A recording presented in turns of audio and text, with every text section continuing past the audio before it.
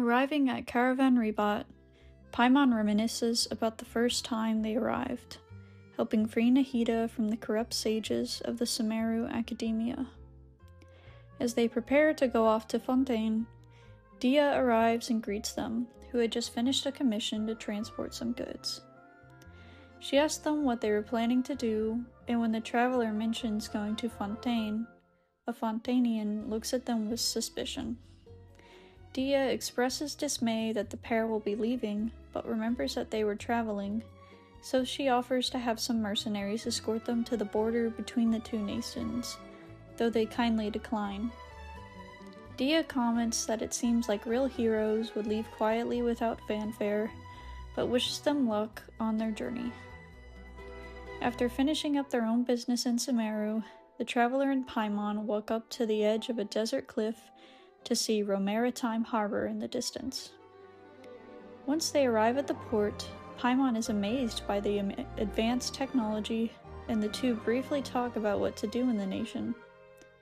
The traveler suggests they meet the Hydro Archon right away, with Paimon wondering what her personality would be like after Nahida mentioned that she has a unique personality.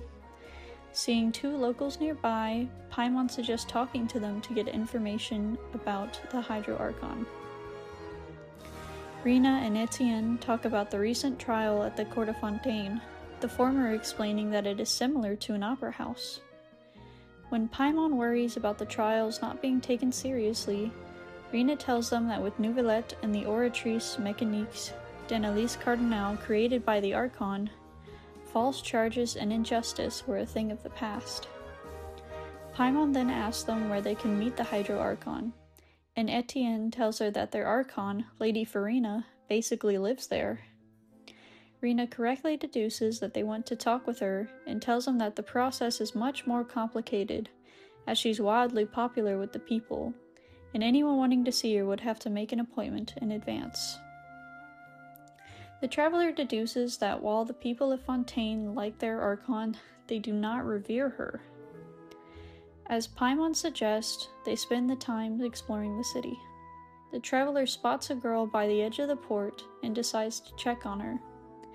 The girl remarks about a memory in the past, but the area it is associated with is now submerged, and she mysteriously states that they will be too. Before they could go on, her brother appeared, thanking them for taking care of Lynette. He then introduces himself as Lenny, and Paimon explains that Lynette was talking to them. This surprises Lenny, who explains that she usually keeps to herself. Paimon asks about Lynette's mysterious statements, so Lenny explains that there is a prophecy going around in Fontaine. He then formally greets the pair, shaking hands with the traveler and patting Paimon on the back. Learning the reason for their visit, Lenny offers to take them to the opera house.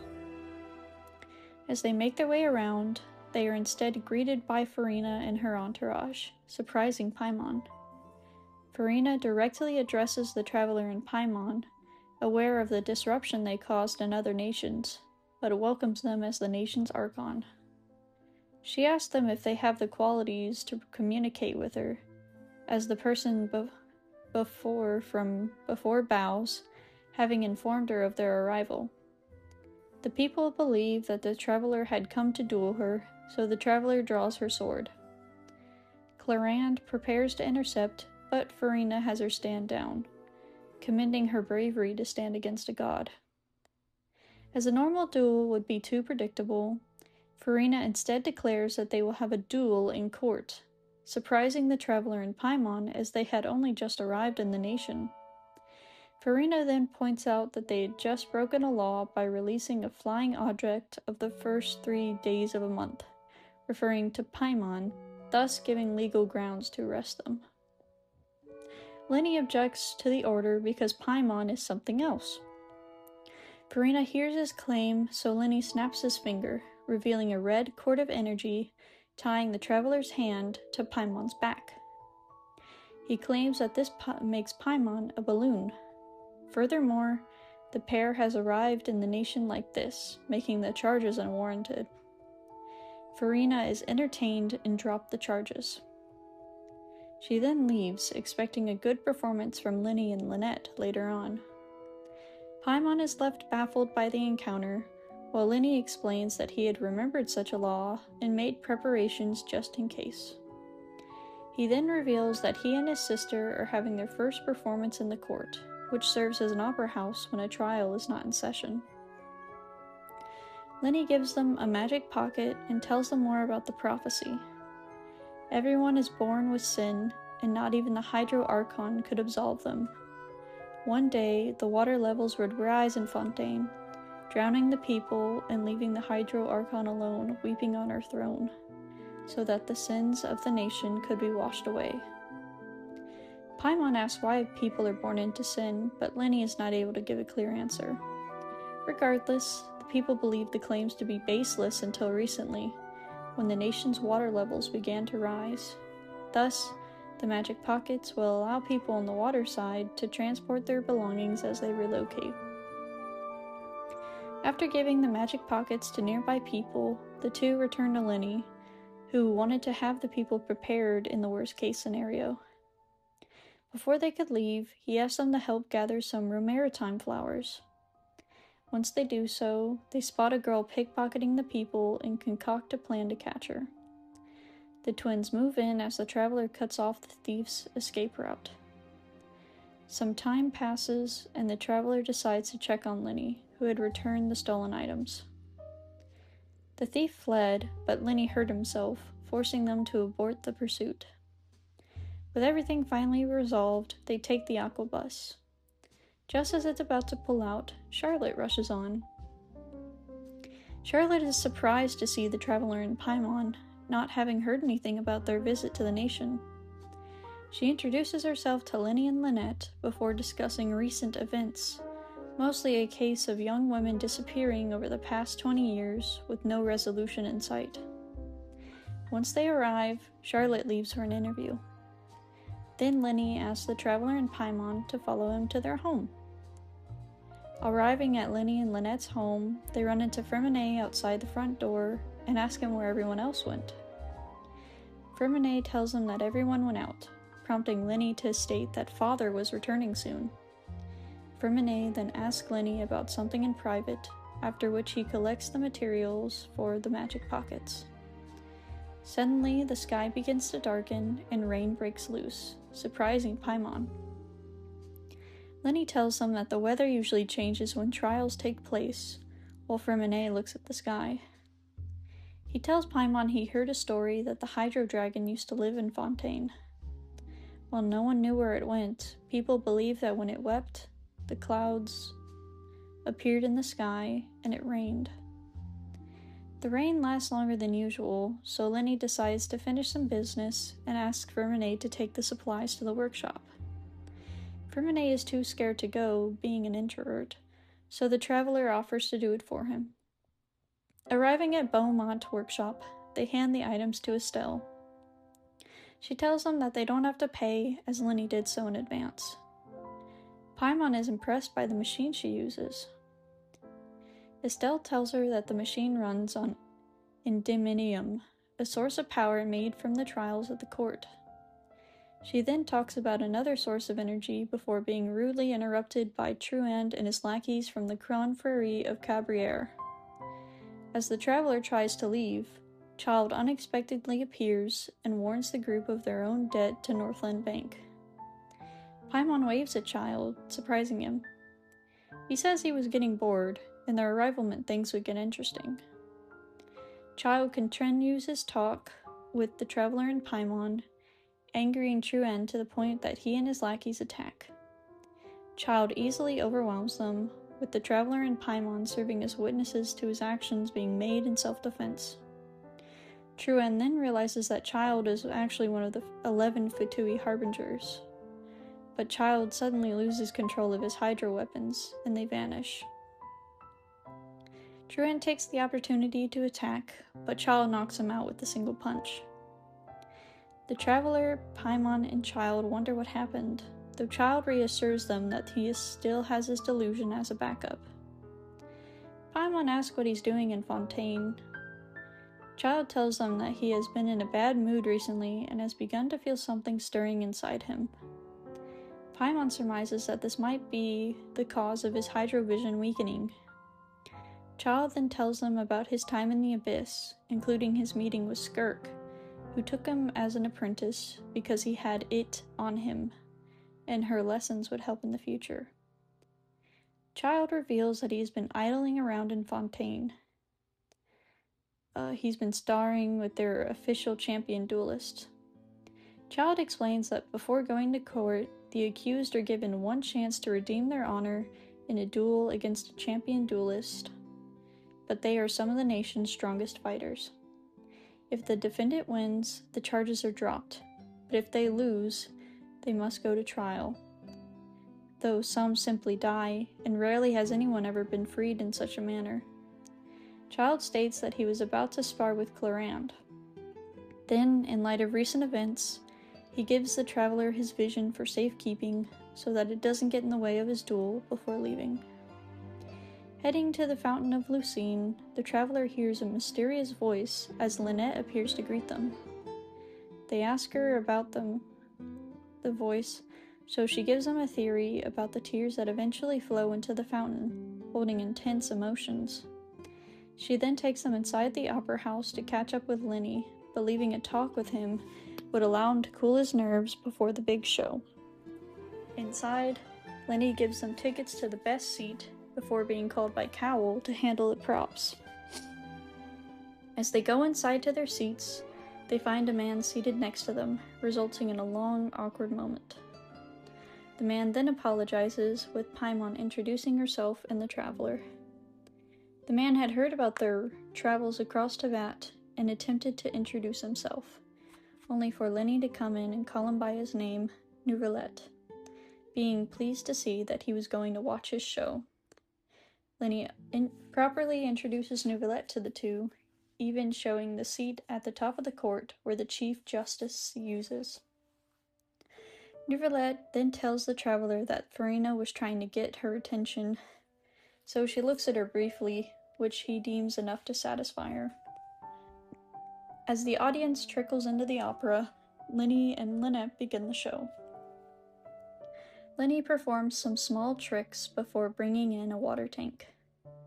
He does a trick to make Lynette disappear inside the tank before she reappears outside, which entertains Farina and the guests. Paimon is left shocked at how he was able to pull it off. Neuvillette tells her that she should be focusing on the show and not the hidden tricks.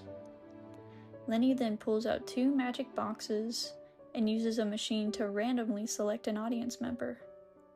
In the process, Lenny has some difficulty in finishing the trick. While he successfully gets out of his own box, the audience member fails to do so. The water tank from earlier falls, crushing the box and leaving Lenny shocked. Neuvillette puts the entire opera house into lockdown. After a quick investigation, Neuvillette reveals that Cowell was found dead in the box, and the girl from the audience has gone missing, making her the latest victim in the serial disappearances of women case. Farina then declares Lenny a suspect due to the circumstances involved. Neuvillette then asks Farina if she was going to press charges on Lenny, which surprises her. However, to please the audience, she ends up declaring a duel between her and the traveler. Neuvillette then declares a trial the following day, assigning the traveler as Lenny's attorney, while Farina wonders what the traveler would do in the trial. As everyone leaves, the traveler and Paimon talk with Lenny and Lynette, who are relieved that they have their support for the upcoming trial. As they go to collect evidence, the traveler and Paimon speak to Esmond, who believes that Lenny is truly the suspect. Searching around, they begin to build up a case to defend Lenny. During the process, they run into a mysterious woman guarded by 2 men in black suits. She introduces the group as Navia, Silver, and Malus of the Spina di Rosula, an investigation organization. Navia agrees to help, as she sees the trials as something more serious, and her group is also after the truth behind the disappearances. After showing how they performed the magic box trick, Linny and Lynette are escorted out. This leaves the Traveler, Paimon, Navia, and her associates to investigate the tunnel under the stage that they used. During the investigation, the group discovers many irregularities, and Paimon jots down notes. Navia suggests they go to collect their thoughts, but Malus tells them that they are now associated with the twins, so they cannot leave until the trial concludes. As the group needs some tea and snacks, Malus reveals a baking stove, and Silver takes out ingredients, which Navia uses to make macarons. Paimon takes 2 extra macarons, but swears she's taken the same amount as everyone else. The trio then leaves to collect more information, so the Traveler waits for the trial after the following day. The next day, Nouvellette declares the trial to start, while both parties give their statements.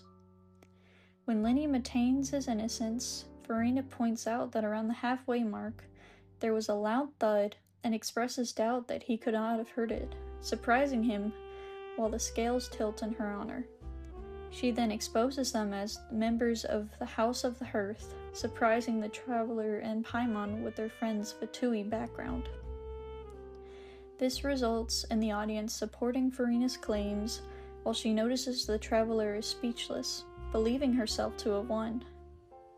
Nouvellette asks Linny to confirm this, and he does, resulting in the scale dropping further towards Farina. The Traveler then requests a recess on the basis that Linny has withheld information necessary to their defense, which Nouvellette grants for an hour. At the opera's backstage, Linny expresses surprise that Farina would have dug deep into their past, while the Traveler and Paimon are upset by the deception and that they were Fatui members. The twins apologize for not being more transparent, but Linny insists that he is innocent in this case. The Traveler agrees to help see justice served correctly, so Linny begins telling them his perspective of the events. He wanted to investigate the Oratrice's core, but ended up retreating when a voice called out to him. When he got back into the tunnel, he saw the smashed base and scattered clothes, though he could not give it much thought as the countdown was about to end. Farina manages to regain some of the audience's sway after the Traveler is unable to deduce the full truth, but the Traveler then realizes that she needs to go from another angle.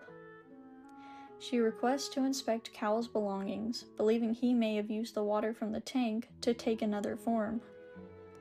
Farina finds this absurd, as it's only a magic trick. However, Nouvellette agrees to the request so the trial can progress. Esmond then comes in and reveals that Cowl's bag had labeled tubes of water from the primordial sea, and that he belonged to an organization selling illegal drugs. Navia then realizes that something and leaves with her associates.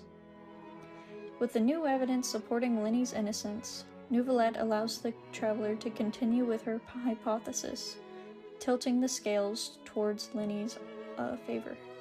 Farina, on the other hand, becomes worried about having wrongly accused someone, even agreeing slightly with their reasoning. Nouvellette then brings in Vaughn, having been informed of new evidence found. The same water was found in Linny's belongings. Farina uses the opportunity to cement her claim, knowing that the Traveler has nothing to defend against it. However, before the sentencing can start, Navia bursts in with new evidence. She reveals the box from before and asks Linny to repeat the trick. Linny snaps his fingers, and the missing woman from the audience reappears. She confesses to the entire crime and realizes that she was actually Liliane, not Halsey. She was the thief that the Traveler and Linny were chasing at the harbor. She stole a ticket and came to the show to relax. She became terrified when the random number generator picked her, and Linny mentioned the Fortress of Meripede, which was a prison, believing he was onto her. Now relating the story from Liliane's perspective, the scales tip towards Linny's favor, leaving Farina shocked and unable to muster any words. She admits defeat, and Nouvellette puts the information into the Oratrice, which returns a not guilty verdict to acquit Linny and Lynette. However, Neuvillette does remark that both Linny and Lillian's conduct should warrant additional investigation. Neuvillette then realizes that Vaughn was Cowell's accomplice because he had previously presented false evidence to frame Linny. Farina yells at him for deceiving her judgment, and Neuvillette recommends that he confess to everything and seek the protection of the guards. Vaughn begins to confess to the entire plot, but before he could reveal the identity of the boss, he dissolves into water.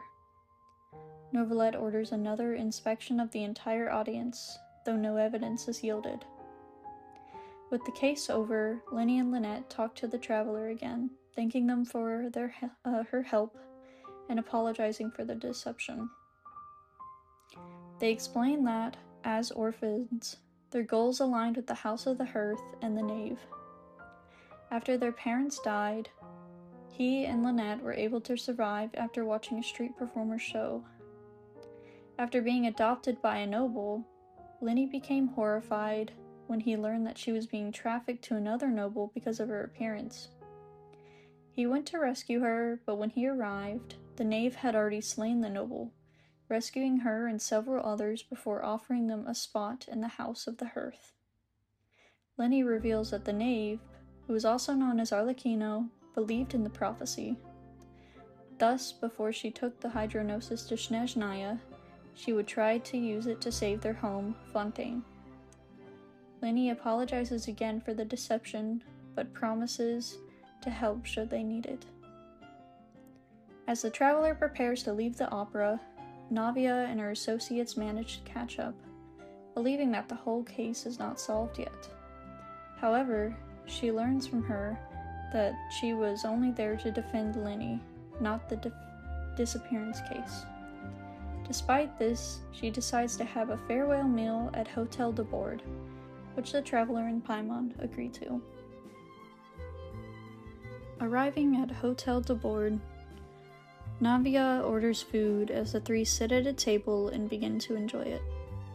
They talk about the disappearance case, and due to the previous trial, they know now that there is an organization behind the disappearances, though unsure as to their motives. While Paimon laments the fact that they were close to finding out who they were, Paimon expresses a lack of faith in the guards, stating that they needed to look at the case from another perspective to gain more clues. Navia then asks them what they plan to do, learning that they wanted to speak to Farina as part of their journey to find the truth of Tevat, though the chance was lost after the trial. Navia then suggests less legitimate means, though the Traveler and Paimon shoot them down. However, this results in them getting an idea to talk to her while she's on break, since Navia believes that Farina was embarrassed after losing the trial.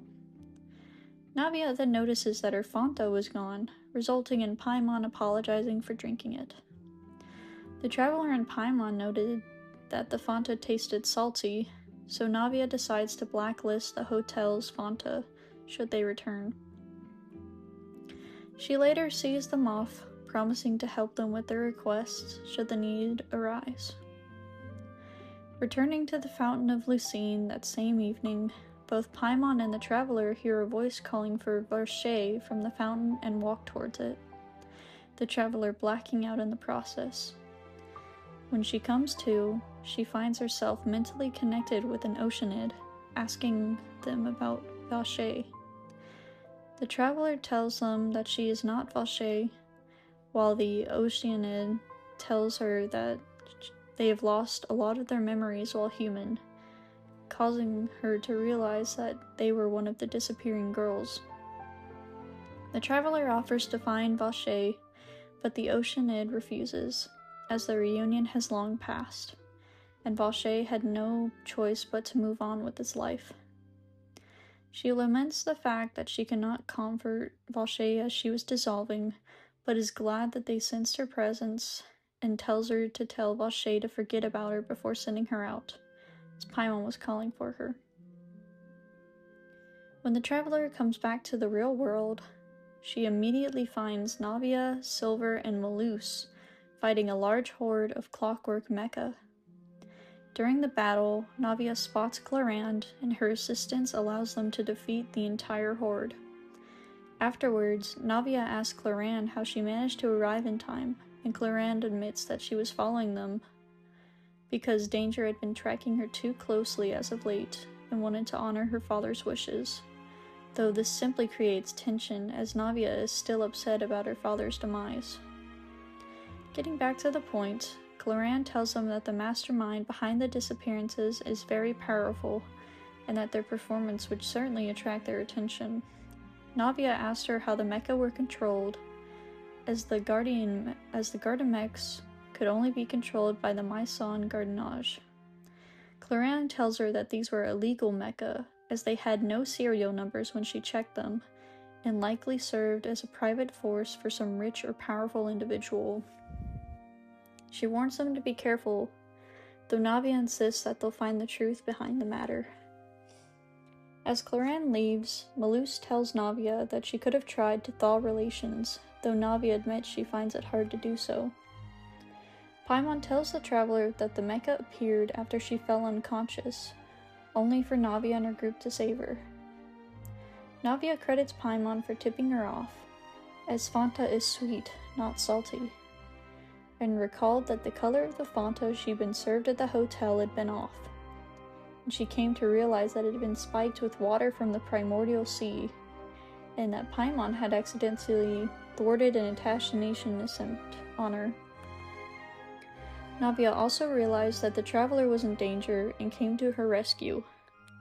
As Paimon had also been able to hear the Oceanid at this time, they put together from what Lynette had told them that the primordial seawater in the Fanta had raised her hydrosensitivity. The traveler then tells her about the Oceanid she encountered in the water, giving them a good lead. With the traveler and Paimon volunteering to fully join Navia's investigation, Navia takes them to one of Spina di Rosula's bases to stay for the night and discuss it further.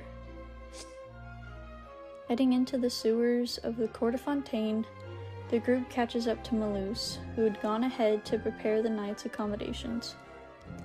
Navia admits that her father was the head of Spina di Rosula,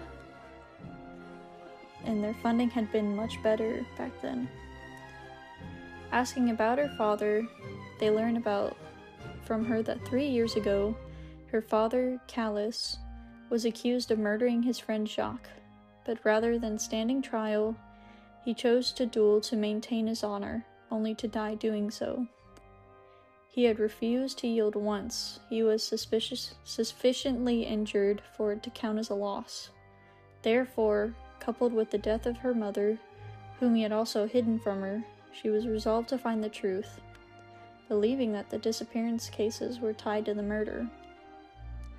Malus reveals that the duelist who killed Callus was Clarande, hence their strained relationship.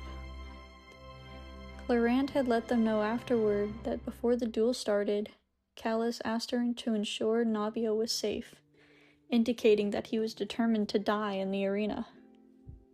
The following day, the traveler and Paimon find Navia greeting them, who had sent Malus and Silver back to their headquarters in Poisson. She had spent the night trying to find out who Vacher was, but discovered that there were no public records of him at all. However, she decides that there was one place they could never reach: the case file archive stored by Nouvellette, which would be their best bet to find more information. Despite having suggested it herself, Navia is hesitant about it, but pushes forward nonetheless. Heading to Nouvellette's office at the Palais Marmonia, the three are stopped by Sedgwine, who asks the reason for their visit. Navia claims that they came to archive information on a follow-up case, so Sedgwine lets them pass. They enter Nouvellette's office, with Paimon apologizing for the deception. Nouvellette does not mind and asks why they came, so Navia tells them that they were looking for a man named Vacher, who was a witness to the disappearance case. Nouvellette makes a thorough search through the files but finds nothing about Vacher. As they leave, he apologizes to Navia for Callus's death, resulting in her becoming offended as she knew he had no emotion behind his words, and even though he guaranteed that something was wrong with the case, he let the duel proceed. After calming down, she apologizes for taking her emotions out on him and leaves. Outside, it begins to rain even though it had been sunny out just earlier, causing Navia to recall how it was raining the day Callus was convicted. When she confirms that it was also raining the night Jacques was murdered, the traveler realizes that, now knowing about primordial seawater, the real murderer might have dissolved into water, and the rain helped to leave no evidence of their presence at the crime scene. Navia agrees, so they head to their headquarters in Poisson and catch up with Malus. There, Navia deduces that with her father's case, there had been a popular drink known as synth, which, with what they know now, she is certain was created with primordial seawater. Synth was popular for recreation, but the effects of long-term consumption described the results of drug abuse and deeply affected the drinkers and their families. Callus, seeing the danger, banned it from his group, which incurred the seller's wrath. To learn more about the mastermind, he cultivated relationships with some of the vendors, such as Jacques, who was ashamed of his work, and eventually agreed to become his informant. During a banquet, Callus is assumed to have shot Jacques dead, though she knows now that a third party might have been involved, as clothes were lying around at the scene. Malus warns Navia that there was no shame in backing out of the case, as their enemy was highly dangerous, but Navia insists on finding the truth. Malus reveals that he had hidden more from Navia. Callus was diagnosed with an illness that left him with less than 5 years to live, and that he had a contingency plan by exposing the dangers of synth to the public, the group that had targeted Navia as their next victim, but did not attempt her life until now because their plans and motives would be exposed if they did so. So Callus would have had no reason not to reveal everything he knew in a court trial. Malus is confident that with the traveler's help, she could uncover the truth for herself. He advises that they not storm their headquarters, as that was tantamount to war. Instead, he gives 3 potential suspects to investigate that he had weeded out over the past 3 years: Florent, Thierry, and Marcel. But they first stopped to check in with Jacques' family, who had stayed in Poisson ever since Callus had taken them in. Collecting evidence, they discover that Jacques' betrayal was noticed by the higher-ups in his organization, and his wife believes that he was forced to kill Callus, but struggled with the order. They also learn that Callus was off on the day of the murder, and that when he left to get the banquet to get some air outside, he had left his gun inside, ruling out the possibility that he had a second gun on him to kill Jacques. When they meet up with Thierry, she asks him about the Gardamex that attacked her. He tells her that they were nearly impossible to modify without keeping a secret, and that either someone rich and or powerful could get their hands on private units. Finally, they meet up with Marcel. While he does not recall the events during the banquet, he is willing to defend her. With all the information collected, the traveler concludes that Marcel was the likely suspect, seeing that he was the only one of the 3 to be wealthy enough to afford a private Mecca. Before they could go any further, Thierry urgently informed them that the authorities had accused Tartaglia of the disappearances. Realizing what's going on, the traveler offers to infiltrate the enemy headquarters while Navia goes to the opera house to accuse Marcel and stall for time. Heading underwater to the synth production facility, the traveler and Paimon arrive at the entrance and infiltrate it. Back at the opera house, Tartaglia is confused as to what he's being charged for, but is willing to accept it if he could duel Clarande again, as he was disappointed that she had held back in their sparring session. Before the trial could go anywhere, Navia barges in and accuses Marcel of being the prime suspect, referring back to her father's case.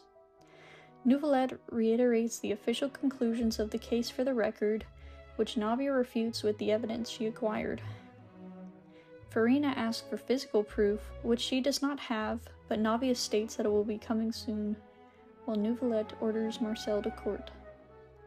She also reveals that she had been the next target in the disappearing cases, prompting Farina to ask why Callus did not want to defend himself. Navia explains that if Callus had done so, she and the rest of Spina di Rosula would have been targeted, and many lives would have been lost. She then asked Laurent to testify to Callus's state of mind in the arena, since she was the one who killed him. Farina asked Laurent if what Navia said was true, which she confirms. As a champion duelist, she could tell when someone was fighting to live or die, and that Callus wanted to die. Farina finds this suspicious to open the case, but Neuvillette asks Navia to explain the link between her father and the disappearances. Navia states that on that day, the suspect would have had to attend both events and was willing to dissolve someone in water in front of many witnesses to protect their identity. Coincidentally, Marcel was at both events. Marcel defends himself by stating that she was rushing headlong without sufficient evidence by proving where he was and pointing out he'd moved to Fontaine after the disappearances had begun, turning the scales in his honor. However, Navia pulls a trump card by mentioning Vacher, which catches him by surprise, confirming that he did know him. Back at the synth factory, the Traveler and Paimon get to explore and fight through private mecha units, reach the innermost sanctum, and collect evidence for Navia's case. They discover that Vacher was the one conducting the experiments. After collecting enough, they find the notebook of Vacher's lover, Vignay, containing Marcel's name. Vignay had decided on it as the name for a future child they could have together. Returning to the Opera House, the Traveler accuses Marcel of truly being Vacher, inspired by the name of a child that never came to be, and presents the evidence to Neuvillette, who asks Marcel to defend himself. Marcel does not, instead blaming the system for failing him, as when he reported about the dissolving to the guard, they simply laughed him off.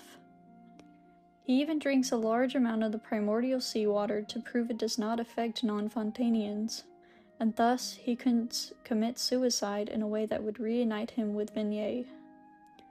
As he appears to show signs of mental distress, Neuvillette declares that Tartaglia is innocent and reviews the evidence provided by the Traveler, recollecting the entire event.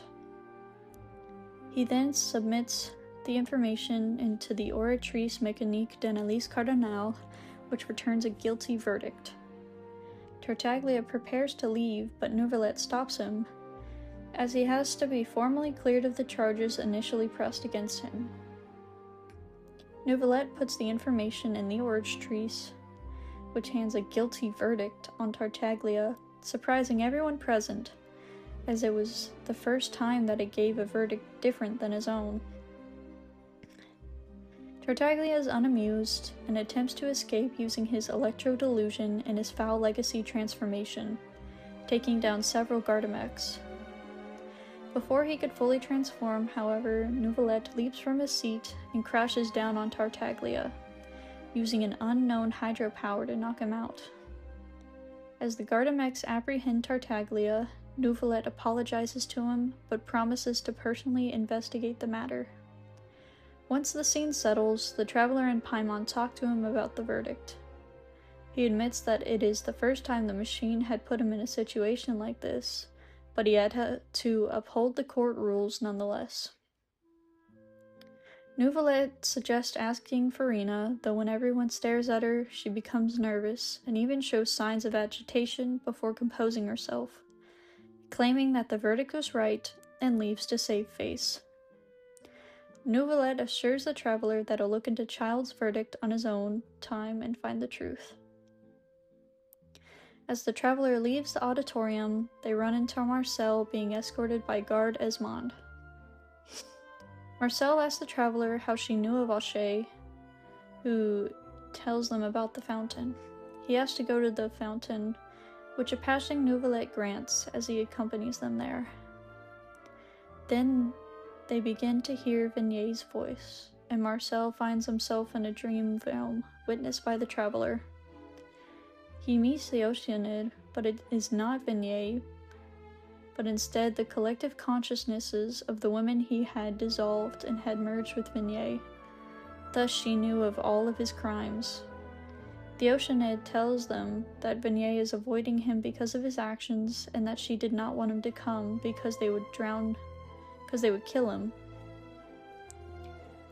The entire consciousness, including Vignier, drowned Marcel, and in the real world, doctors ruled his death a panic attack. A few days later, the traveler and Paimon finish shopping in the rainy streets of the Cour de Fontaine and cross paths with Navia. With her father's honor restored, Navia held a belated memorial for him with the rest of Spina di Rosula and made amends with Clorinde. She had decided to visit his grave, and the traveler asked to join her. When they arrive, they find Nouvellette there, who explains why he let the duel between him and Clorinde continue.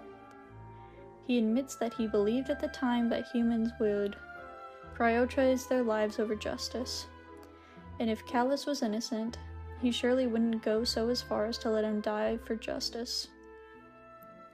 To his sorrow, Callus had proved him wrong, and that without his sacrifice, the case would have never been solved. After paying their own respects, the traveler and Paimon ask Nouvellette several questions. He reveals that he had foreseen the possibility that one day he would conclude with a different verdict, and was prepared for such an outcome from the Oratrice. He promises to continue investigating Child to prove his innocence, and that even Farina herself took the prophecy seriously. Walking around the Cour de Fontaine, Paimon suggests to the traveler that they take a rest at the Spina di Rosula base underneath the city. A few days pass before Isidora arrives, telling the two that Nouvellette wishes to speak with them at Palais Mermonia. Nouvellette tells them that he has a situation on his hands, but wants the traveler to get the full story first before deciding whether or not they wish to help him in the matter. Earlier, Nouvellette asked Farina about the knave having requested a meeting with her, which he recommends declining due to the recent events resulting in Child's apprehension and detainment in the fortress of Maripede. However, Farina decides to entertain the knave's request as she believes that they need to explain their actions and expresses confidence in Nouvellette's assistance, though Nouvellette points out that it could make matters worse, aside from his lacking social skills.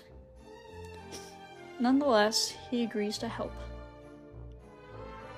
Farina accepts the request and has the knave arrive, who thanks them for their service to the House of the Hearth, in part due to making the children's lives better. However, she came specifically for Child and requested his custody, though Nouvellette denies it since the trial is already concluded. She then suggested entering the fortress of Maripede to check on his condition, though Nouvellette tells her that the prison operates outside of the court's jurisdiction, but instead offered a proposal to her. Back in the present, Nouvellette informs the two that things are even more complicated because Child had also disappeared from the prison, though he is not sure as to where he went, since there were no reports of him being seen outside the prison either. His proposal to the knave was to have someone else investigate on her behalf, which she accepted with some hesitation. He can only turn to the pair, as the courts have no jurisdiction to conduct any investigations at the fortress, even if he does know the administrator personally. He needs a third party on the inside to secretly investigate Child's disappearance, and as they already know him well, they may spot a clue that a stranger would miss. To enter the prison quickly, he would have to press false charges on them, which they would accept. He suggests they enjoy some finer things ahead of time to prepare themselves for incarceration, and gives them a fruity trio cake sitting on his desk as thanks. Arriving at Café Lutisse, Paimon having devoured the entire cake beforehand, eagerly orders several dishes from the menu in anticipation of only getting prison food when Charlotte incidentally arrives. Paimon accidentally mentions that they're going to prison, causing Charlotte to ask what they did. The traveler manages to bluff her way out with the claim of a rather minor offense, though Charlotte asks her to help gather information about Risley for a new story, as he was given the rare title of Duke, and there's virtually no information about him. In exchange, she offers to pay for their meal, but immediately regrets it when the waiter returns with 2 loaded serving carts of food. Neuvillette accompanies them to the prison's entrance, where he hands them off to the guards. The charges against the traveler and Paimon are that they are eating cake meant for Farina, the fruity trio from earlier, and that they are to spend 45 days in prison as punishment. Inside the fortress, the Paimon and the traveler are escorted by Deacon, who explains about life in the prison, mostly the credit coupons, which serve as the prison's currency. When they arrive at the actual entrance, the 3 are greeted by a large number of Gardamex and Risley himself, who takes over the rest of the prison tour. During the tour, they run into Lenny, though he pretends to brush them off as an illusion. Finally, they head to the infirmary and meet Siegewien, concluding the tour. As the 2 are led to the dormitory, the traveler and Paimon talk about Lenny's presence, thus concluding that they too are also investigating the prison and resolve to meet with him the next day. After doing some work, they meet up with Lenny and Lynette, who threw themselves in prison with a small theft performance to do so, along with Freminet. Lenny, not wanting to hide any more secrets following his previous experience with them, reveal that the prison hides a secret and that Father was able to confirm that Farina does not have the hydronosis, though they are unaware of how she did so. Therefore, they should focus on learning about the Forbidden Zone. As they have their meal, Vidocq heads to them, telling them to not break any hidden rules, and that they should speak to him when they get more coupons. Once their meal is finished, the 2 return to the dorms and sleep, while the traveler has a flashback of Child's time in the prison. The next day, the traveler informs Paimon of the dream she had of Child. They decide to learn about the rules, exploring the facilities that the prison has to offer. During their investigation, they learn 2 of the rules. Working for 3 days straight would result in being served mystery meat, and that it was not allowed to bet on 2 fighters in a match. After acquiring all they could for the day, the traveler realizes that they aren't related to Child and takes a rest. Having acquired enough coupons, the traveler and Paimon approach Vidocq and ask him about the hidden rules. He tells them to avoid the pipes late in the night, as there are rumors of cannibals preying on victims and turning them into other forms.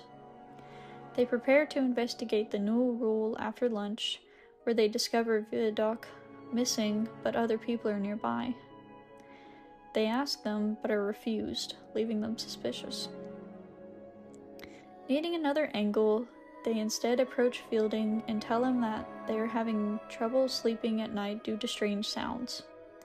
He confirms this, having heard rumors from his colleagues that they happen during pipe cleaning days, which they have every month, with one of them happening tonight. They then return to the dormitory and sleep, where the traveler gets a vision of Child and realizes that he used the pipes to escape. Following the pipes, they find the 3 people from before, who admit that the hidden rules were a farce to protect Child. They had originally viewed him with disdain, but he proved them wrong with his strength, and they decided to follow him. One day, he told them he had to leave as he heard that voice again, escaping through the pipes, though he had not returned for some time. They approach the entrance to where he left, but find it completely flooded. With this new information, the traveler decides to have Lenny ask Freminet to help in the task. Paimon is puzzled as to Child's behavior, but is confident that they'll get to the bottom of the situation in no time. The following morning, the Traveler and Paimon wake up, and just as they're deciding to use up some credit coupons to take the morning off, they find one of Lenny's cards left in their cell. They learn that the day happens to be the prison's monthly free day off, and Lenny wants to meet at the usual spot as he has new information.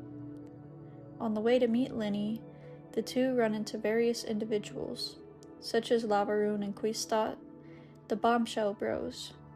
They learn from them that getting the Duke's attention is beneficial, and that two people have been frequently visiting the infirmary. They also overhear several prisoners deciding to stay in the prison even after their sentences are over. Lenny reveals that Father knew that Child had initially come to Fontaine for personal reasons, and that they were tasked with finding his location. Lenny agrees that Fermanet would be best suited to dive the flooded tunnel, while Lynette would continue gathering information, and Lenny himself would assist Fermanet in getting to the tunnel, as he's not really the stealthiest. Still needing more information, Lenny asks the Traveler to help infiltrate the infirmary by feigning illness, though she gets no relevant information from Sigewinne or the two people, Giroux and Laverne. During the next few days, the Traveler collects information and passes it to Lynette, preparing for her meeting with Lenny. On the 9th day, the Traveler meets up with Lenny, who reveals that Lynette had also feigned illness to acquire more information from the infirmary, as sending the Traveler again would be too suspicious. However, when she arrives, Lynette is nowhere to be seen, and the bed she was using is tidied, causing Lenny to become uneasy. They soon discover a paper and read the contents, learning that Risley had known of their motives. Lenny, worried for his sibling's safety and mentally reminded of Lynette's kidnapping years earlier, decides to confront Risley against the Traveler's wishes, forcing her to follow him into the office. Lenny heads to the administrative office and accuses Risley of kidnapping Lynette and likely Fermanet, though he appears to dodge the accusation, much to his anger. Risley states that he simply locked Fermanet out, knowing that he would not abandon his family. He offers Lenny a proposal. Their safety would be guaranteed if he asks Father to come for a talk, since he did not like the Fatui intrusion in his fortress, though Lenny refuses, believing that he was trying to blackmail them. Risley decides to end the negotiation for his afternoon tea, though the Traveler steps in on Lenny's behalf. Risley hears the Traveler out, since he knows that she came at Nouvelette's request, and agrees to release them if they answer several questions of his. Risley questions the Traveler over the hidden rules, starting with the production zone. They deduce that the strange meat is actually Sigewinne's cooking in secret at the Coupon cafeteria, meant to help restore stamina to those working non-stop. But because of how Malazines perceive differently, humans would believe it to be non-edible and thus avoid it. Risley is pleased that someone acknowledges Sigewinne's cooking effort and then asks her about the strange lead liquid. The Traveler deduces that the liquid is actually a new Fanta recipe the company is market testing on the prisoners for consumer feedback, which was only accepted because Risley had allowed it, and thus meant to teach prisoners how to spend their coupons wisely. Risley acknowledges the answer and then asks about the secret behind Sigewinne and the people in the infirmary, though the Traveler is unable to answer it, as she had not covered it yet. Lenny suddenly snaps and charges at Risley, alarming the Traveler, but before he could do anything, he was hit in the neck by a projectile. Sigewinne had come in and shot a tranquilizer dart, which caused him to collapse, before Risley states that they have incoming guests. The guests turn out to be Clorand, carrying an unconscious Fermanet, who Sigewinne immediately examines and diagnoses from his symptoms that he consumed primordial seawater, shocking Lenny. Clarande reveals that the concentration of primordial seawater had increased significantly around the prison, and that Firmine had fallen ill when he tried to follow Child's path. He had turned back the way he came and fell unconscious, but was close enough for Clarande to rescue him without falling prey to the seawater herself. Wriothesley explains that he only had the exit locked just in case Lenny tried to search for Firmine, as that would have put him in harm's way, and Clarande would not have been able to save them both in time. Sigewinne concludes from her examination that Firmine's condition is fortunately not critical. It gives him a pill while Lynette arrives, and the twins help get him to the infirmary, where he regains consciousness and warns the group of his discovery, recalling the events leading up to his near-death encounter. Learning that Clarande had saved him, he decides to thank her in person. As she busies herself with Firmine's treatment, Sigewinne suggests they talk to Wriothesley for more information, while Lenny decides to remain behind with the siblings. Returning to the office, the Traveler and Paimon ask Wriothesley to enlighten them about recent events. He tells them that he knew the children were all Fatui operatives at the start, and originally believed they were sent to find Child, but learned of Lenny's true motive during their work around the prison. He had wanted to look into the Forbidden Zone. Once he realized this, he intervened for both their and the prison's safety, and that he had hired Clarande for side work. He offers to take them to the Forbidden Zone, which they accept. Wriothesley takes them to the area, explaining that as administrator, only he was allowed to enter. When they arrive at the central room, they find a huge sluice gate in the middle of the room, and he asks Paimon what she thinks the gate was for. Paimon makes some guesses, but Wriothesley tells her she's incorrect, and explains the gate's purpose and the readings on the gauge on the gate. It had never moved when he first laid eyes on it, but had slowly begun to increase in the past year into the red. Coupled with Firmine's near-death experience, he concludes that the gate must be holding back the primordial sea from swallowing Fontaine, and that it would eventually fail. Wriothesley then explains about the fortress's purpose. When the previous Hydro Archon, Egeria, ruled the land, all the criminals were exiled with nowhere to go and shunned by society.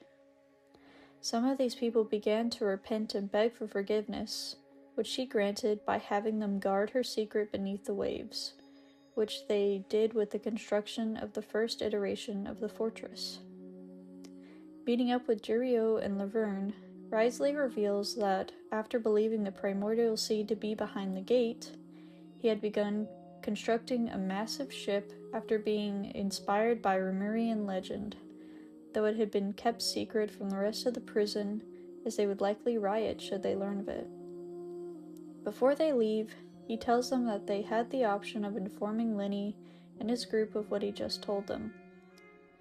Returning to the infirmary, Lenny informs the Traveler and Paimon of his deductions from the information they acquired, which impresses the two, as he was nearly right on every topic. They, in turn, then inform the three of what they learned from Wriothesley, telling them that this was no time to fight. The three siblings are shocked by the revelation, but thank them for the information, with Lenny thanking them for saving his family. Paimon soon becomes hungry, and they head to the cafeteria, where Sigewinne treats them to a delicious meal, having already led Clarande there for the same reason.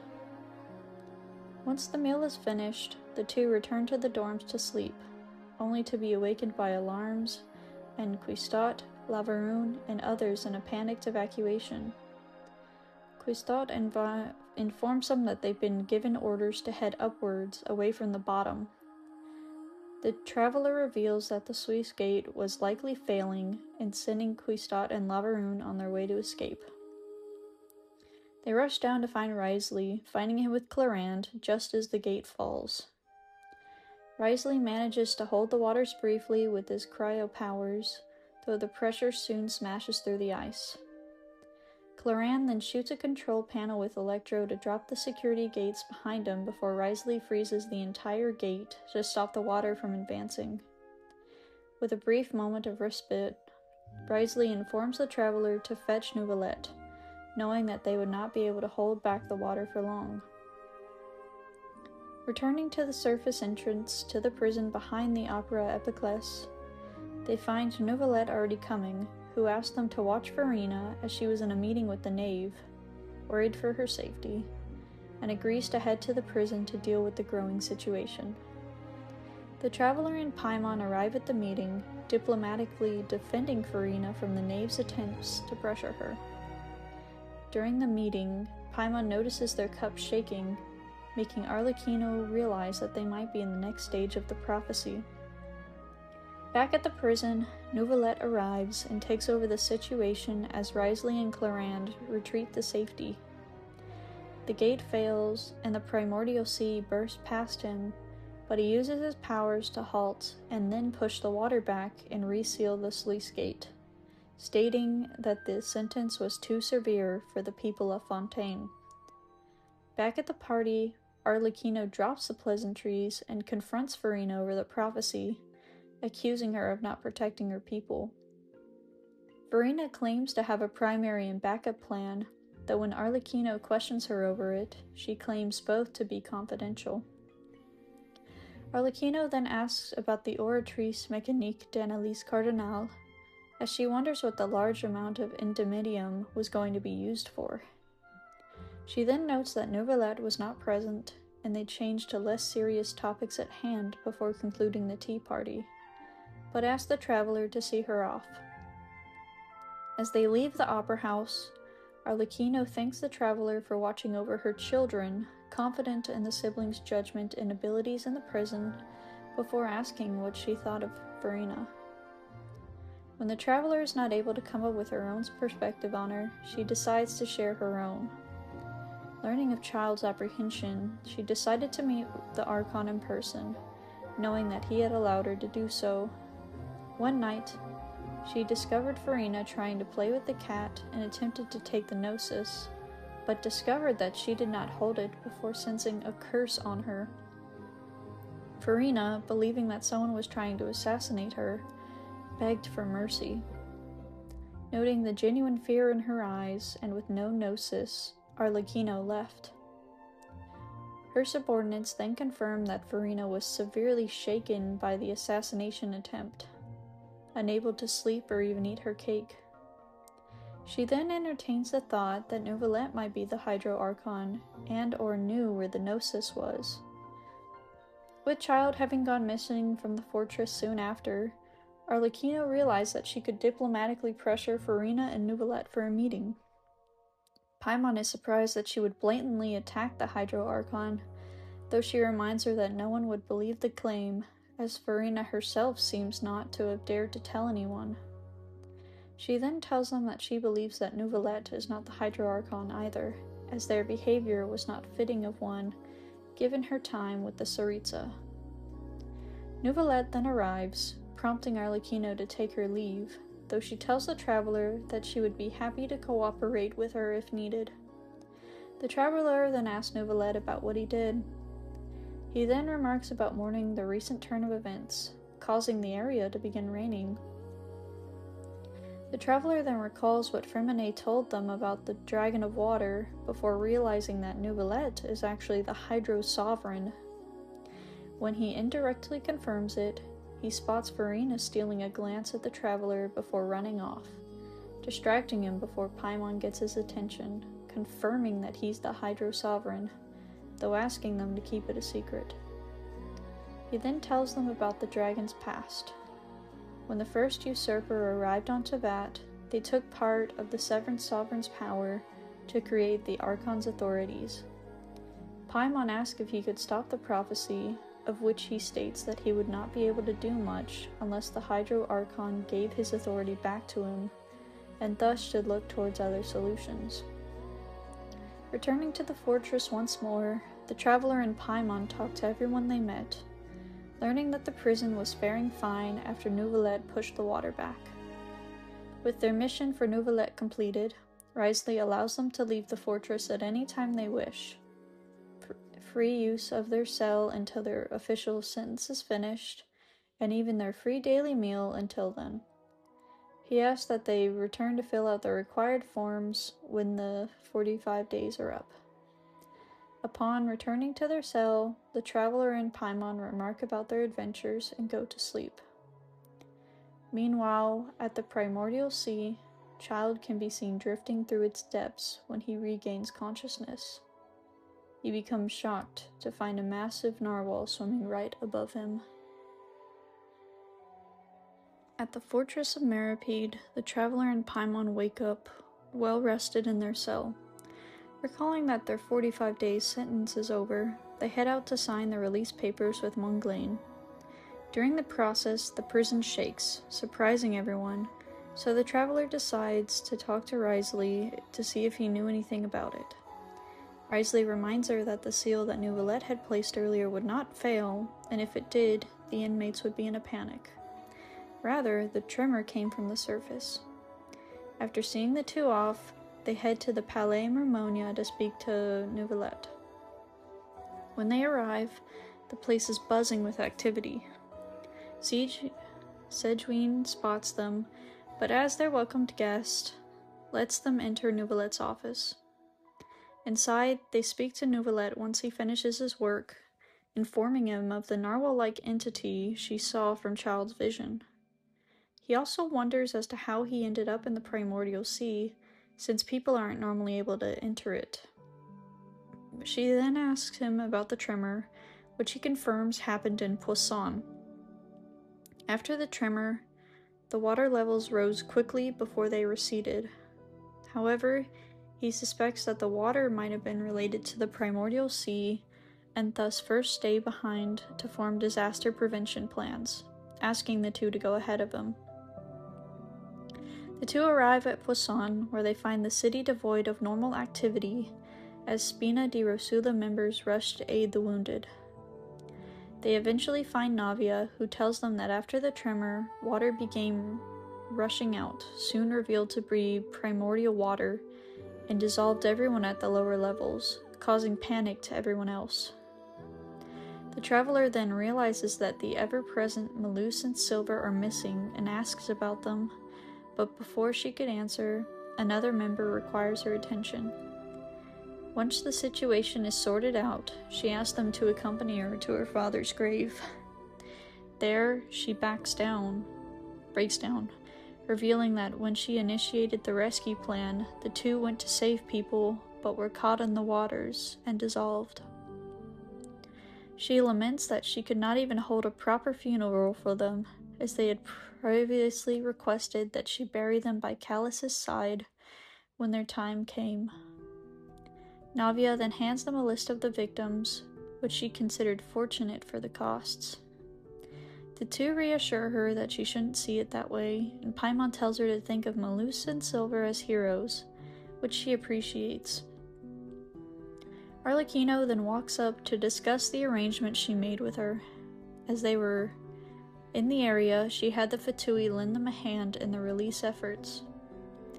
Navia apologizes for testing Arlecchino, since she wanted to know who she was working with at the time, while also revealing that Arlecchino had set her subordinates to plenty of work with supplies, water levels, and head counts. Arlecchino gives her condolences for Malus and Silver's demise, but before she leaves, she asks the traveler for assistance. She reveals that the House of the Hearth had learned that a child stumbled upon some ancient ruins near Poisson. As such, she had sent her subordinates for ruin exploration. But with the disaster on hand, she had redirected them to assist in relief efforts. The traveler accepts the task, and Navia decides to tag along to keep her mind off her friends' deaths. Arriving at the ruins, they quickly discover the area is flooded with primordial seawater. Paimon initially suggests that Navia head back, but upon realizing there isn't a path back, she decides to continue forward with them, and they take care to avoid the seawater for her sake. As they walk across the bridge, it suddenly gives way. Navia slips, and the traveler turns back but fails to catch her as she plummets into the deadly water. Navia then wakes up in Poisson with Malus and Silver, but unable to remember what just happened, realizes something is off. The two then escort the confused Navia to the Opera Epiclese, where she is put on trial. The prosecutor, Jeanville, declares her guilty, and the audience demands she join them, but Malus and Silver realize something is off, and, as if waking up from a dream, strongly urge Navia not to admit guilty, as the trial is meant to keep her there forever. They take up her defense and refute the others that Navia must join them, accusing the others of being jealous that she still has the chance of living as her own person, and not being one part of the whole. Navia then realizes that everyone present was a victim of the disaster, but before the audience could take her, Neuvillette appears and dismisses them. Malus and Silver say their final goodbyes to Navia as Neuvillette brings her back to reality, where she relates her dream. Neuvillette explains that Navia fell into the primordial seawater, but she was protected by two oceanids just long enough for him to rescue her. Navia contends with a fresh wave of emotion that the two would continue protecting her one last time, even after death, while Neuvillette pulls the traveler and Paimon aside to give her some space. He had arrived at Poisson only to be surprised to see the Fatui helping out, and ran into Arlecchino, who told him where the group had gone. The four then continue exploring the ruins until they discover several stone slats on the wall, though the first one appears to be missing. Paimon reads the text, surprising her as it relates to the prophecy about Fontaine's destruction. Looking at the second slate, they find several people kneeling while facing an island in the sky. The third image shows Farina in the water, surrounded by people in the water, while the fourth image aligns with the prophecy of her alone, weeping on her throne. They then realize something is off with the order of the images, and deduce that the significant person in the second image is Egeria, the previous Hydro Archon, who appears to be kneeling after seeking forgiveness for a sin. With no further leads to go on, however, they leave the ruins. Navia leaves to check on her organization, while Neuvillette goes to confront Farina about the prophecy. Navia has the Traveler and Paimon rest at their headquarters in Flavcinder. When the two arrive, the Traveler and Paimon are treated to a large meal by Tutro as Mona spots them. Mona had come to Fontaine for some business and revealed her master's name, Astromancer Barbaloth Trismegistus. She insists that she is not a Fontanian, having been born in Mondstadt. The two ask her about the prophecy, and it turns out that the Steambird invited her to join a panel about it. She expresses her inability to comment on the prophecy's world-changing claims, but states that the other Hex and Zirkel members could discern it. The Traveler asks her to get in touch with her master for more information. Though surprised, she agrees. The next day, the Traveler and Paimon head to Neuvillette's office to see if he gained any useful information from Farina. Upon arriving, Sejuin informs them that the two are arguing. Neuvillette asks Farina to stop dodging the question, and he hands her a list of victims from the Poisson incident. Neither of them wants it to happen again, so he pushes her to yield information about the missing stone slate and the prophecy from Egeria. Farina states that she and Egeria are two different people, and thus she is not privy to her predecessor's secrets. She asserts that she has a plan in motion, and orders Neuvillette not to speak of the incident again as she darts from his office, failing to notice the Traveler at the door. The Traveler then enters, and Neuvillette explains that the only way to get the truth out of Farina will be to put her on trial. Even though he doesn't want to do this, he has no choice given the circumstances. The Traveler contacts Navia, Lenny, Lynette, Freminet, and Clarande to meet up in Poisson with Neuvillette. There, they discuss a plan to trap Farina and force her to reveal her secrets and deal with the prophecy. When the Traveler and Paimon return to Flue Cinder, they talk about their plan before someone sets a cup of tea down and joins them, though the person is nowhere to be seen. The Traveler quickly realizes that it must be the mage Yin who tells them that even the god's gaze has blind spots. The Traveler thinks about her words before going to sleep. When she wakes up again, she finds Mona, who had talked to Charlotte about the prophecy. She also tells Mona about In's visit, and she remarks that the situation must be truly dire for In to talk to her in person. Paimon decides to take a walk around the city, where they stop at Hotel de Bourg to get a quick bite to eat. Paimon notices the cake that was served at the tea party with Arlecchino and Farina, and goes to order one, but Sejuin suddenly appears and orders one too. Paimon asks her what she would do if the place disappears beneath the flood, and she answers that she would continue her routine regardless. Seeing that they're sad, Sejuin buys 2 more slices of cake for them to lift their spirits. Then they go to the Steambird and meet up with Charlotte. Paimon also asks her what she would do if Fontaine were flooded. Charlotte states that she would continue her work. While she could leave, she would be duty-bound to stay as a journalist and not forsake her homeland. After walking around the city, Paimon and the Traveler stand beside the sea, and she asks the Traveler the same question. The Traveler responds that she would continue journeying into that. The Traveler and Paimon spend the next few days in Flue Cinder before Isidora arrives, telling them that there was a small-scale riot in the opera Epiclese. During a show, some people accused Farina of ignoring the prophecy crisis. Then, others began joining in, causing her to flee while the Marachus Phantom dealt with the situation. However, now that it was resolved, Farina was nowhere to be found. Knowing Farina, the two head to Poisson to look for her. In Poisson, the Traveler and Paimon find Farina lamenting the recent victims of the disaster. When approached, she pretends she's fine before several people appear and chase her. The 3 manage to evade their pressures before entering a house, where Farina begins to unravel and admits that she had been investigating the prophecy, but to seemingly no avail. The Traveler manages to convince her to open up to her as a witness, since she is a spectator, not from Teyvat.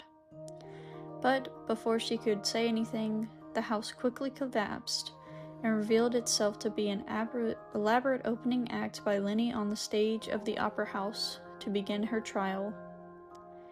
Farina finds the idea of being tried absurd, but Neuvillette takes this as a refusal. Since the other option is a duel with Clarande, Farina refuses the duel by raising both hands up, surprising the audience.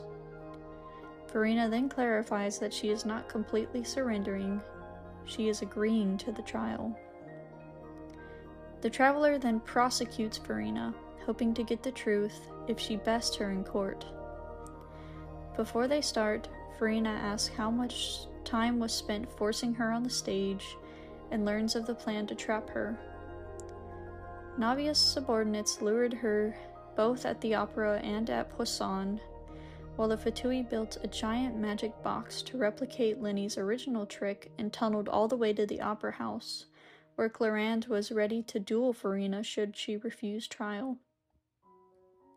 Farina then assumes that the Traveler was only intending to prosecute her, but she tells her that she wanted to give her one last chance to admit everything while alone in the box. As the stage was already set, Farina states that the only action left for her is to begin the trial.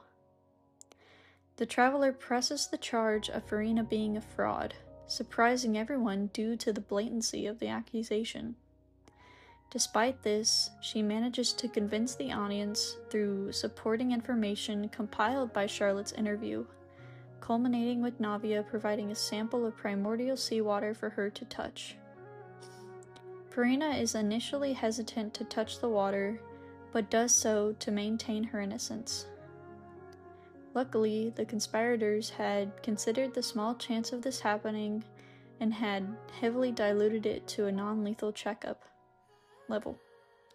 Neuvillette then calls Siegewien in for a checkup, who reveals that she shows the same symptoms as other Fontanians exposed to impure primordial seawater.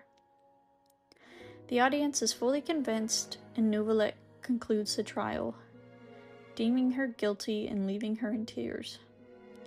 Neuvillette then asks the Oratrice Mécanique d'Annalise Cardinal for the final verdict.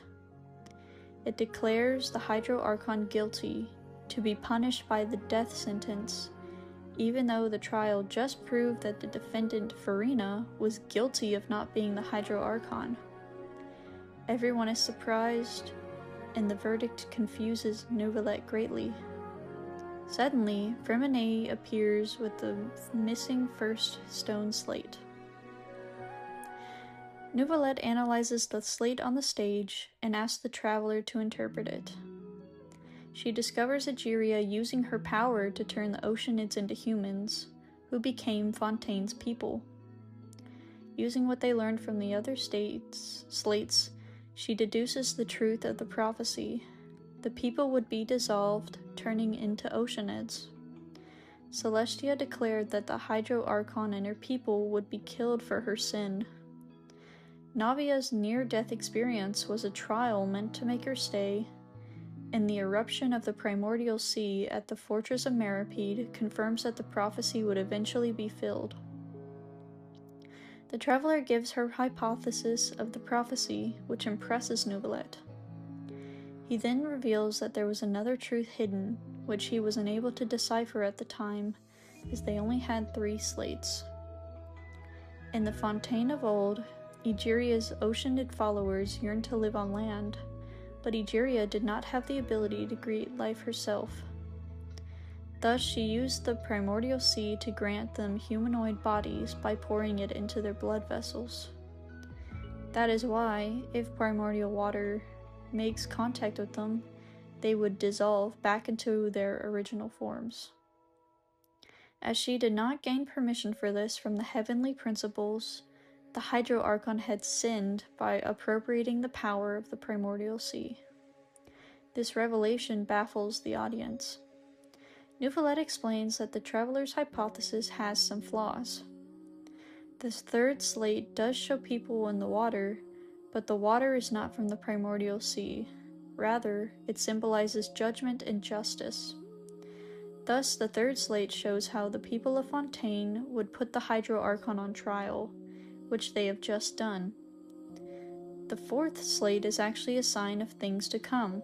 The prophecy will be fulfilled by the massive narwhal-like entity seen in Child's dream. Suddenly, the ground shakes as a large rift opens in the opera house. The aforementioned massive narwhal-like entity emerges, and Neuvillette briefly holds it off before it shifts its focus to the audience. Before it can consume them, though, Child, in his foul legacy of form, appears and works with Neuvillette to push the creature back into the rift before he also tumbles back into it.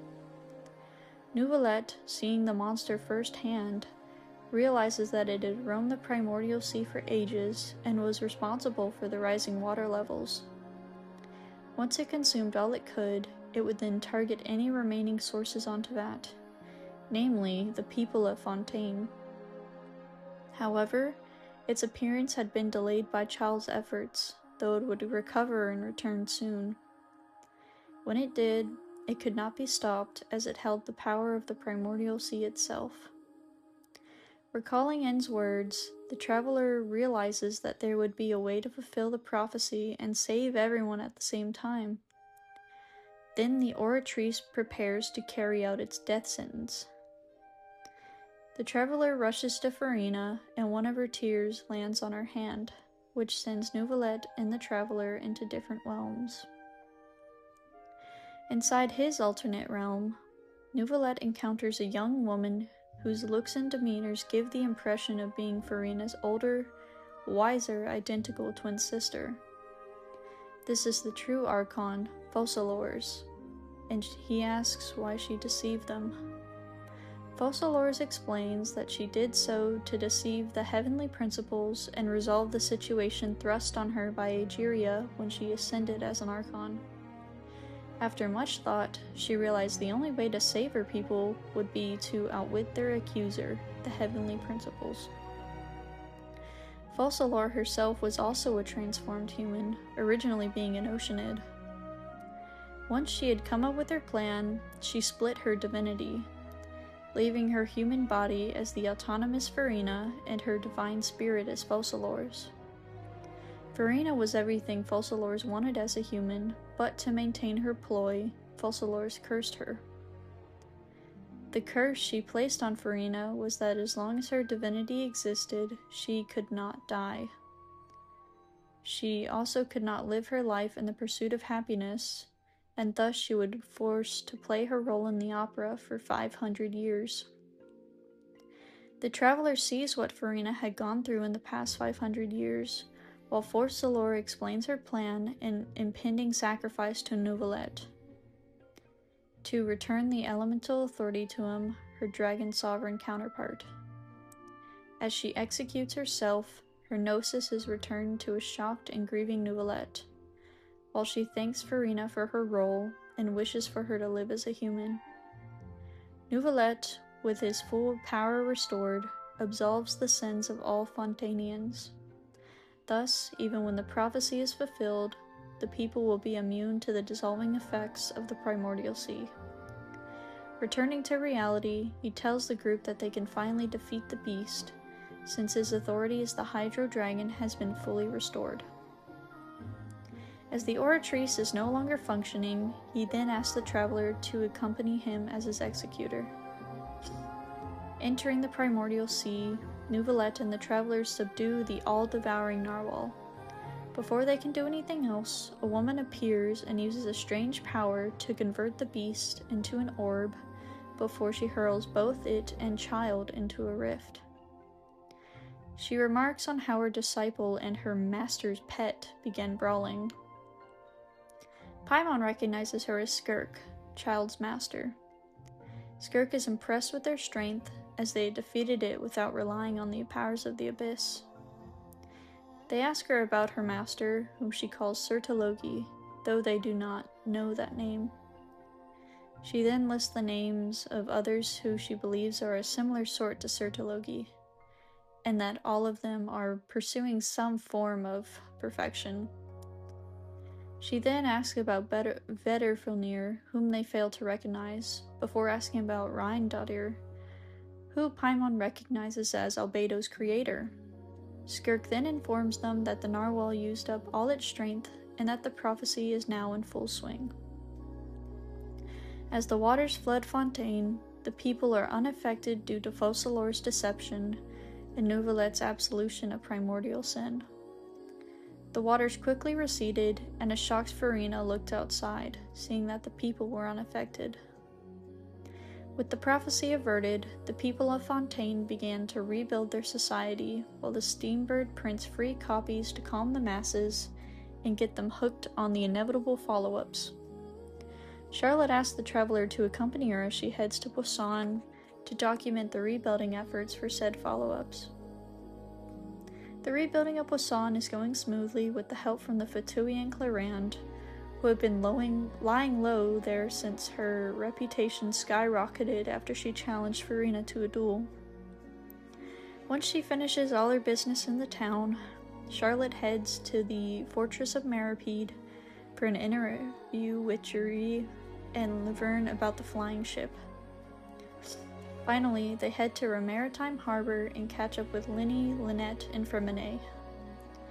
Linny tells them that Father was given the hydrognosis, and that Child returned to Snezhnaya to recover from his injuries. Paimon remarks on how they've allied with the Fatui for the first time. Then Arlecchino appears, surprising them. When asked, she states that as a harbinger, it's her duty to hand over the gnosis to the Tsaritsa. The traveler also to return Child's vision on her behalf. After seeing both groups off, The traveler and Paimon look for Neuvillette, who's standing outside the Arania's entrance to the fortress of Meripede. He tells them everything that happened, and that with his fully restored powers, he deemed Fontanians true humans, preventing them from being dissolved upon contact with the primordial sea. After some time passed, Farina abdicated from her role as Hydro Archon and left the related affairs, though not the title, to Neuvillette before packing up her belongings and leaving the opera house. Neuvillette promises to ensure that her needs will be taken care of. He also reveals that, after sending the two back to Devat, he spoke further with Skirk, who commented on the Hydronosis, which she revealed was the remains of the third descender. She recommended that he remove such items of misfortune. Neuvillette tried to ask about this third descender, but Skirk insisted that she did not know. However, she promised to ask her master and have Tartaglia relay the information back to him. Neuvillette also reveals his full reasoning behind giving the Hydronosis to the Fatui. With this information, the traveler informs Neuvillette that she's the fourth descender, leaving him impressed. She is still unsure as to what the Gnosis actually are, though she decides to ask Child rather than make blind guesses.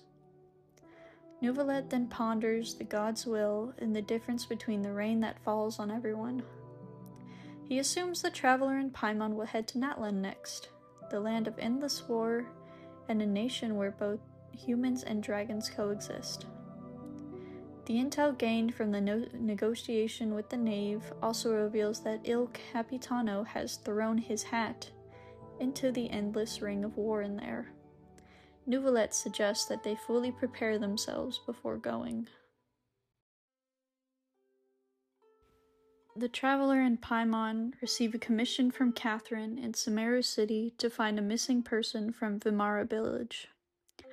The commission is jointly issued by the residents of Vimara Village, and a dozen successive efforts to complete it have all ended in failure. Catherine informs them that none of the residents know the missing person's name, and they can only provide his general appearance. The traveler and Paimon accept the commission and head out to Vimara Village. Arriving in the village, they ask around for information regarding the missing person. Bahram describes him as a young man in his early 20s, a very kind person and always willing to help around the village. According to Amadaya, he likes to accompany the elderly and play with the orphans in the village.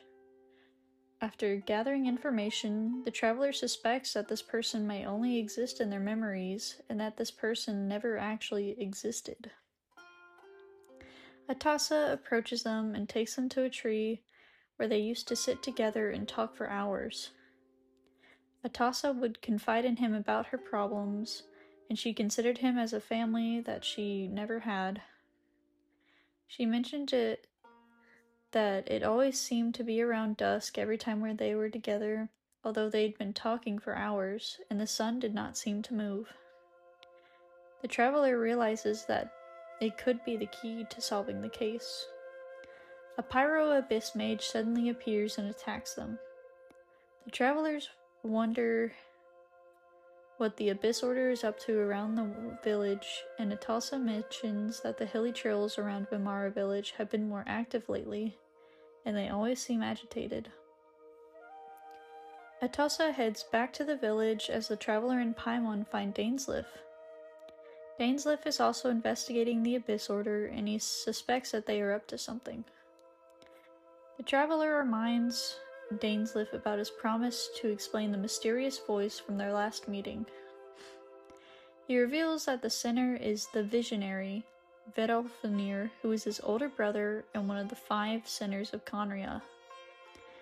The group consists of 5 highly esteemed and powerful individuals.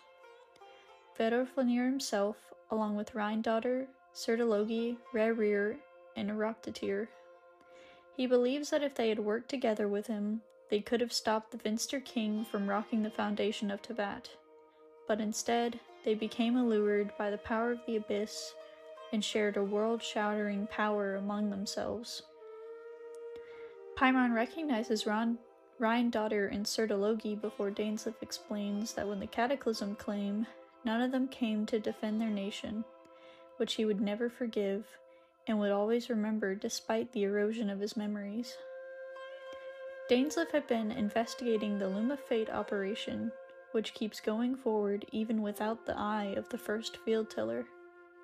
He suspects that the Loom of Fate is closely related to the ley lines, and he decides to accompany the traveler on the missing person investigation, seeing the possibility of someone existing only in memories.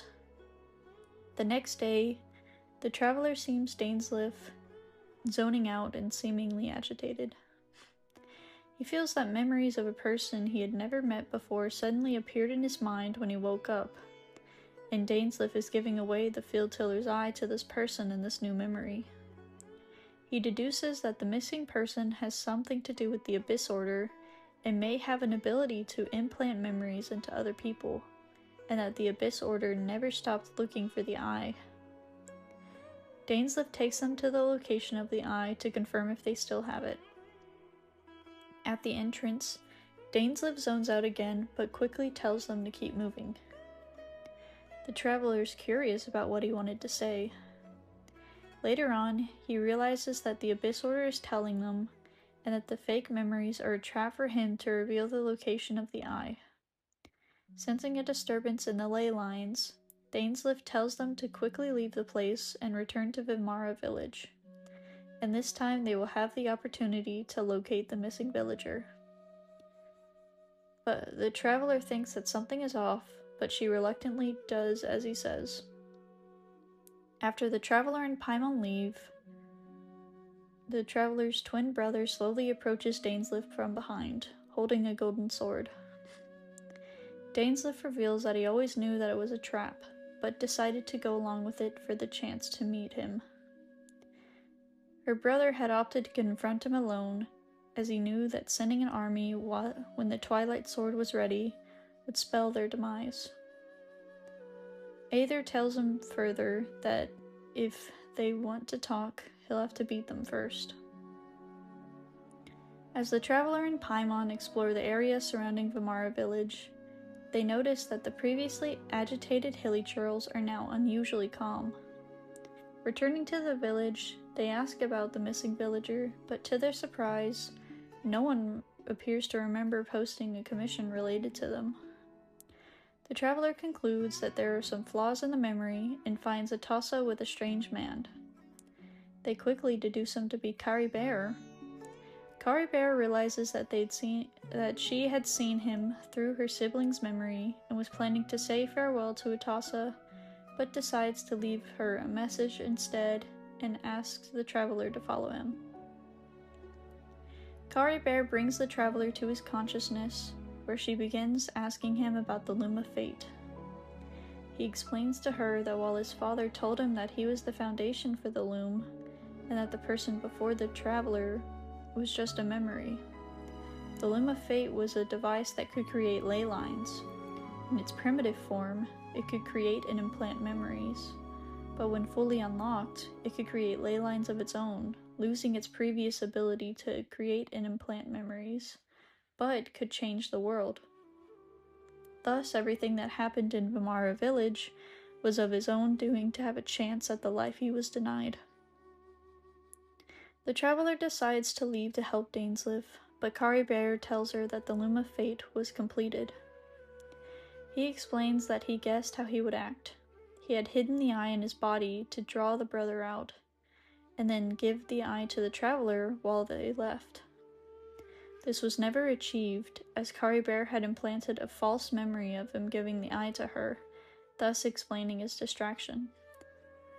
While he has no idea what Aether plans to do with the completed loom, he wanted to make his own reality and fades away in peace, just as Aether arrives. The traveler has decided to see her brother again, but discovers that she cannot physically touch him. Aether explains that he did not belong in Kari Bear's memory, and were thus intangible, and that he would be ejected soon. They share a short conversation, where he explains his motives for continuing his war against the Divine. He is in a rush to fully unlock the loom before the heavenly principles would awaken, as they did not do so despite the divine throne of Hydro being destroyed. He also expresses his loneliness to her, wondering if his actions were the right choice. Karibere's memory then begins to collapse, and Ether informs her that she would not remember the conversation as they are separated. As she awakens, Paimon explains that the villagers found her sleeping at the outskirts and were unable to wake her up, so they decided to bring her back to the village.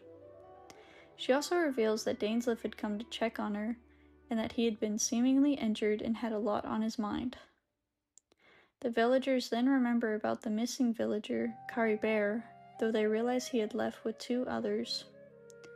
The traveler and Paimon then look for Atassa, who hopes that Caribert will return to the village one day. Paimon then asks the traveler what happened after speaking to Caribert, but she is unable to remember before noticing something in her pockets, pulling out a picture of them, her brother, and Caribert, who urges them to get along with each other, regardless of what happens.